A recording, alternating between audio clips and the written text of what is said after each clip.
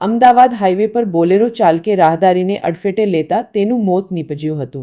મળતી માહિતી મુજબ આણંદ જિલ્લાના બોરસદ અને તાલુકાના દેદરડા ગામના 250થી વધુ શ્રદ્ધાળુઓ પગપાળા સંઘ લઈ ભાવનગર જિલ્લાના રાજપરા ખોડિયાર મંદિરે માતા ખોડલના દર્શનાર્થે આવી રહ્યા હતા। ત્યારે ભાવનગર અમદાવાદ હાઈવે પર ભડભીડ ટોલનાકા નજીક બોલેરો પિકઅપ વાહનના ચાલકે રાહદારીને અડફેટે લઈ તેના પર ચડાવી દેતા એક વ્યક્તિનું મોત નીપજ્યું છે। પદયાત્રીઓ ચાલીને જઈ રહ્યા હતા ત્યારે અચાનક બોલેરો પિકઅપ ચાલકે કાબુ ગુમાવતા અકસ્માત સર્જાયો હતો, જેમાં બોરસદના દેદરડા ગામના ચંદ્રકાંત ત્રિકમભાઈ સોલંકી નામના યુવાનને ગંભીર ઈજાઓ પહોંચતા હોસ્પિટલ ખસેડાયો હતો, જેમનું સારવાર દરમિયાન મોત નીપજ્યું છે।